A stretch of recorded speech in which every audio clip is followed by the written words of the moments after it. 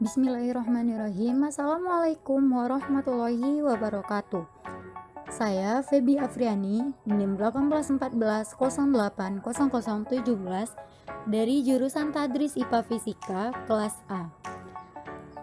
Kali ini dalam video mata kuliah Biofisika, yaitu tentang 5 temuan dalam biofisika selama 10 tahun terakhir, dengan dosen pengampu Ibu Nur Hasnah MSI, UIN Imam Bonjol Padang.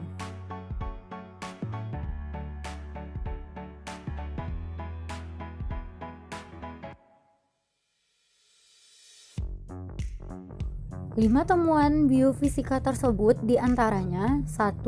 Pengeditan gen, 2. Nukleoside bypass terapi atau perbaikan DNA, 3. Transplantasi atau cangkok wajah parsial, 4. Modifikasi gen embrio manusia, dan 5. Material tembaga membunuh bakteri dan virus atau efek antimikroba dari tembaga.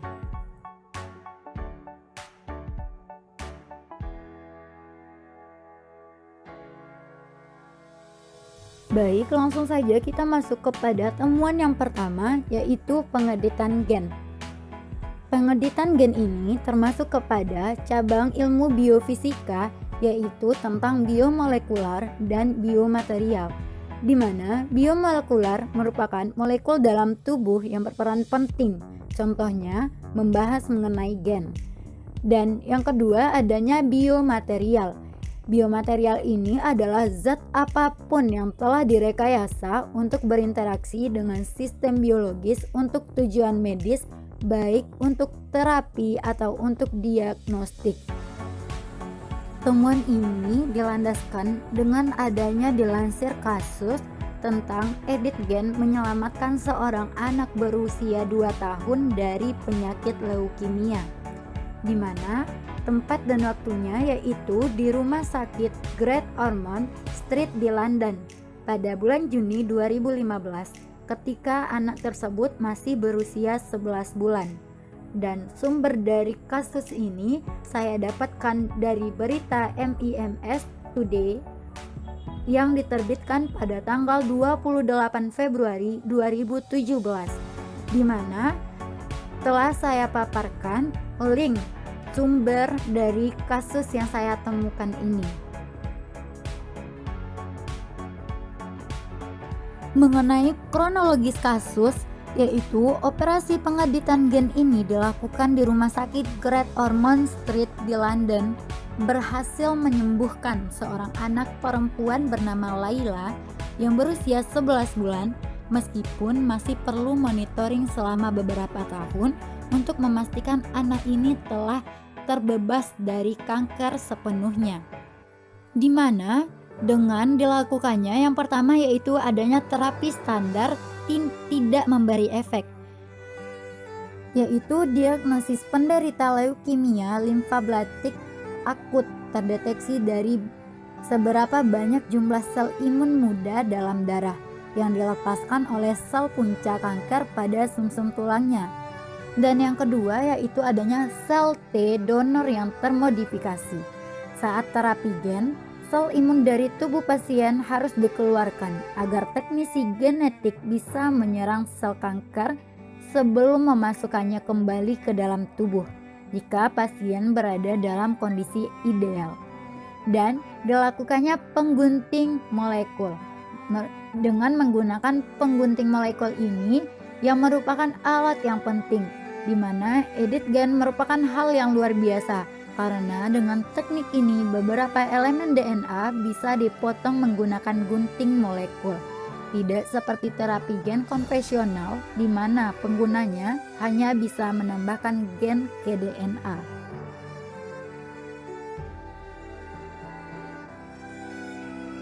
Selanjutnya kita masuk kepada temuan yang kedua, yaitu mengenai nukleoside bypass terapi atau disebut juga dengan perbaikan DNA, di mana ini juga termasuk kepada temuan dalam biofisika pada cabang biomolekular dan biomaterial. di mana pada temuan ini dilansir dengan adanya ditemui kasus tentang perjuangan mencari pengobatan untuk bayi yang sakitnya langka, yaitu penyakit mitokondrial depletion syndrome. Kasus ini ditemui pada tempat dan waktu, yaitu di Rumah Sakit Great Ormond Street di London pada tahun 2017, dengan sumber yang saya dapatkan berasal dari berita Detik Health yang diterbitkan pada tanggal 8 Maret 2017 dan dapat dilihat link yang telah saya terakan.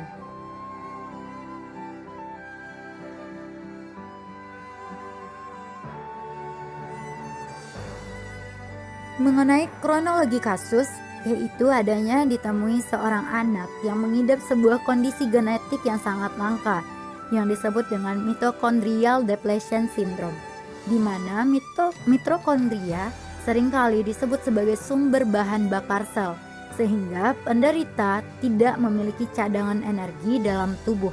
Hal ini biasanya dilihat dari lemahnya otot pasien tersebut. Di sisi lain juga terjadi gangguan pada sejumlah organ pentingnya seperti jantung, liver, ginjal, sistem pernapasan, penglihatan, dan pendengaran karena tidak ada cadangan energi yang membuatnya berfungsi. Sedangkan untuk bertahan hidup, gadis kecil itu yang baru berumur 7 bulan dipasangi ventilator dan selang infus untuk memasukkan makanan serta air ke dalam tubuhnya. Dalam menangani tindakan ini, diambil tindakan yaitu adanya ditemukan pengobatan baru yang disebut dengan nucleoside bypass therapy, di mana pada saat itu temuan ini sedang diuji cobakan di Amerika Serikat, di mana terapi ini bekerja dengan cara memberikan deoxynucleosides yang alaminya dihasilkan oleh orang sehat kepada pasien seperti gadis ini. Dengan begitu, kerusakan DNA-nya dapat diperbaiki. Namun, pada kasus kali ini, temuan ini belum bisa dinyatakan berhasil sebab terkendala biaya dan keadaan ekonomi orang tua pasien yang dibutuhkan yaitu sangat besar, sedangkan perekonomiannya tidak bisa mencapai kebutuhan dalam pembiayaan ini. Tetapi setidaknya temuan ini bisa digunakan jika ditemukan lagi kasus atau penyakit yang serupa atau bahkan persis sama dan telah ada tindak lanjut yang akan diambil dalam penanganannya di dalam bidang medis.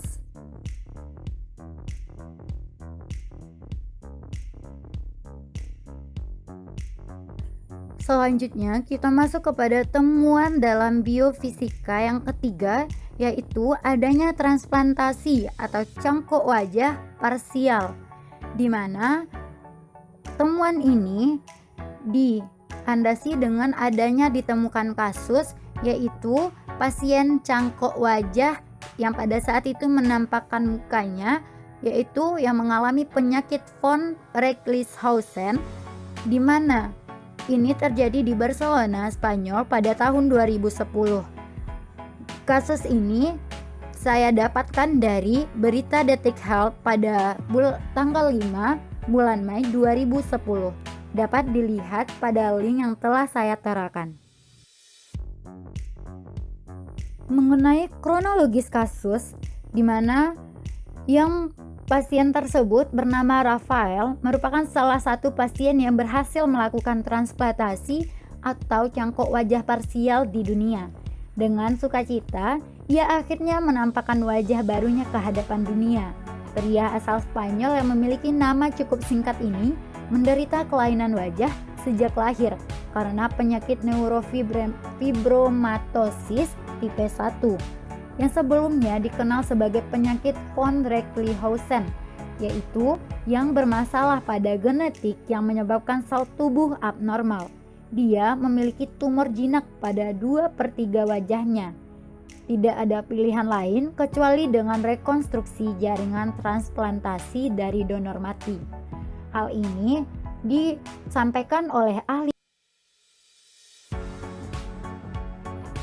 Selanjutnya yaitu bagian pertama yang dilakukan dari transplantasi ini. Yang pertama yaitu pemindahan jaringan wajah, pembuluh darah, dan ujung saraf dari donor. Yang kedua yaitu memasangkan dengan pasien transplantasi. Dokter juga mengatakan reseptor tidak berakhir dengan wajah pendonor karena jaringan tersebut menyesuaikan diri dengan struktur tulang reseptor.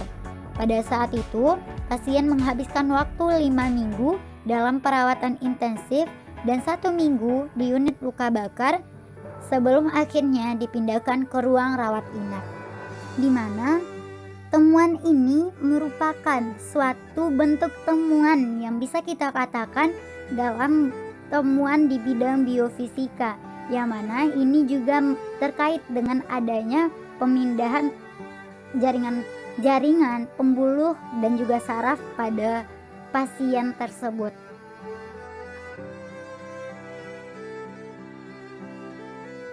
Selanjutnya kita masuk kepada temuan biofisika yang keempat, yaitu modifikasi gen embrio manusia. Temuan mengenai modifikasi gen embrio manusia ini dilansir dengan adanya ditemukan kasus modifikasi gen embrio manusia yang berhasil dilakukan pertama kalinya, di mana bertempat di Karolinska Institut di Stockholm, Swedia pada tahun 2016. Kasus ini saya temukan dari sumber National Geographic Indonesia yang diterbitkan pada tanggal 27 bulan 9 2016.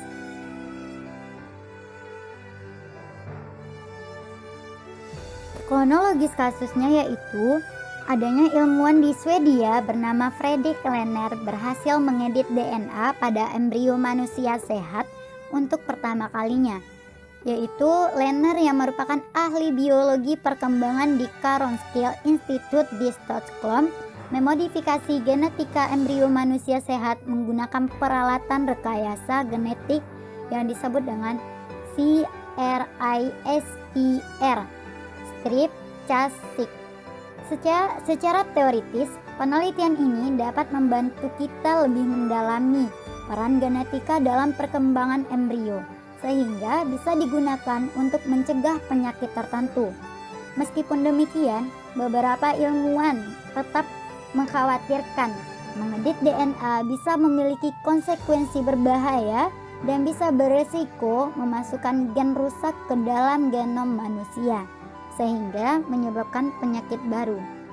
Namun, Ketua Kelompok Pengawas Pusat Genetika dan Masyarakat yang disebut juga dengan Center for Genetic and Society, Marcy Dervonsky, juga mengungkapkan kekhawatirannya. Menurutnya, modifikasi genetik embrio manusia bisa membawa kerugian yang sama besar dengan manfaatnya. Ketika memodifikasi genetik embrio manusia, itu berarti kita mengubah genetika semua sel di tubuh janin, generasi masa depan manusia, dan perubahan ini permanen dan tidak bisa dikembalikan. Kita tidak tahu akan seperti apa jadinya. Hal itulah yang diungkapkan Darnowski pada saat itu.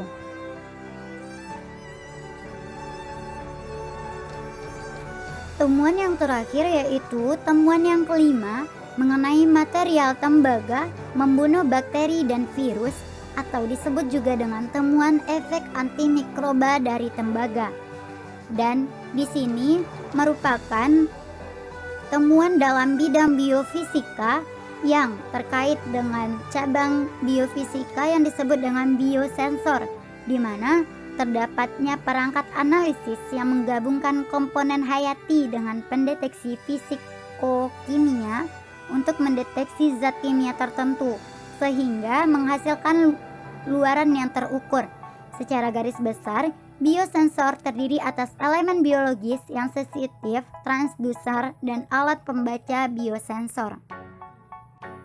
Namun, asal mula ditemukannya temuan ini yaitu mengenai efek antimikroba dari tembaga yang dikira mampu membunuh bakteri dan virus ini, yaitu dengan adanya kasus material tembaga membunuh bakteri dan virus yang pada saat itu diteliti di University of Southampton di Inggris pada tahun 2020, di mana saya menemukannya berita ini yaitu pada sumber Kompas TV yang diterbitkan pada tanggal 15 April 2020 lalu.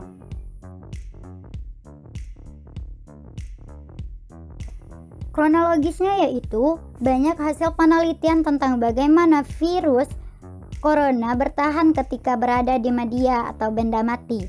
Hal ini kita lihat pada saat ini, yaitu adanya terjangkit virus corona pada waktu pandemi saat sekarang, di mana laporan para peneliti sekira sebulan setelah menjelaskan bahwa coronavirus itu muncul yang menyebabkan terjadinya pandemi COVID-19 bertahan selama berhari-hari di atas kaca dan stainless steel.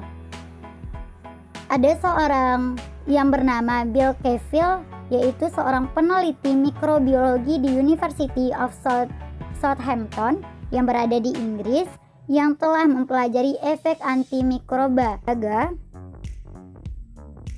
selama lebih dari 2 dekade. Dia telah menyaksikan di laboratoriumnya ketika logam sederhana itu membunuh serangga jahat satu demi persatu, dan di mana dia pada mulanya adanya ditemukan bakteri yang menyebabkan penyakit Legionnaire dan kemudian beralih ke infeksi pembunuhan yang resistan terhadap obat seperti Staphylococcus aureus atau MRSA yang resistan terhadap methicillin, di mana dia menguji virus yang menyebabkan ketakutan kesehatan di seluruh dunia ini, seperti Middle East Respiratory Syndrome atau disebut juga dengan virus MERS dan pandemi flu babi atau H1N1 tahun 2009 lalu.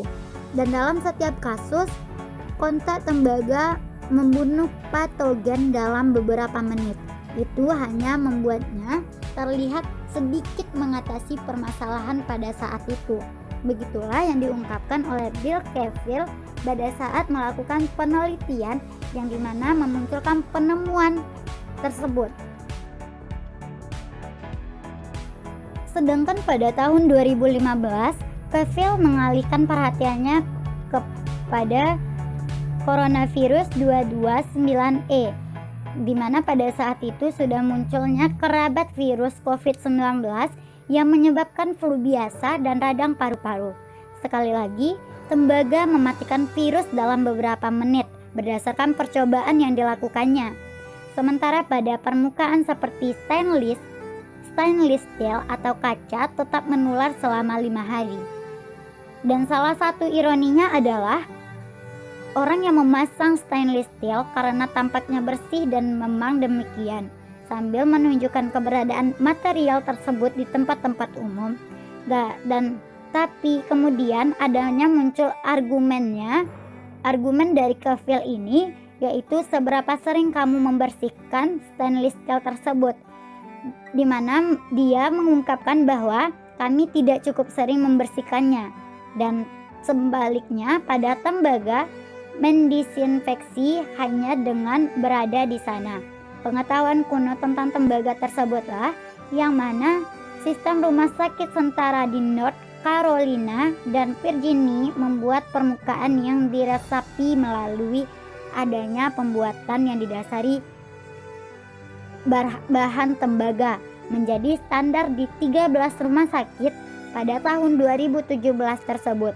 Untuk meja dan rel tempat tidur, setelah diuji klinisnya pada tahun 2016, Rumah Sakit Pantai Virginia melaporkan pengurangan 78% pada organisme yang kebal obat. Dan hal inilah yang menjadikannya temuan ini muncul, yaitu temuan yang menyatakan material tembaga membunuh bakteri dan virus, di mana dilihat di sini itu efek antimikroba dari tembaga itu sendiri.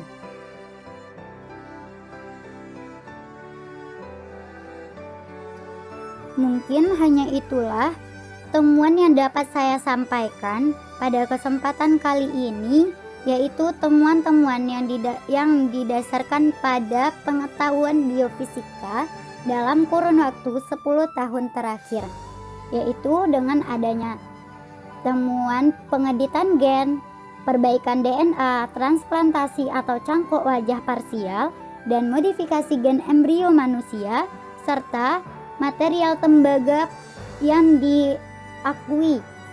disampaikan bisa membunuh bakteri dan virus, atau secara garis besar efek yang membahas tentang efek antimikroba dari tembaga, di mana temuan-temuan ini ada yang sudah diakui keberhasilannya dan ada beberapa dari temuan tersebut masih diragukan. Dan mungkin hanya itu yang dapat saya sampaikan pada kesempatan kali ini. Mohon maaf atas segala kekurangan. Terima kasih atas perhatiannya. Saya akhiri dengan Assalamualaikum warahmatullahi wabarakatuh.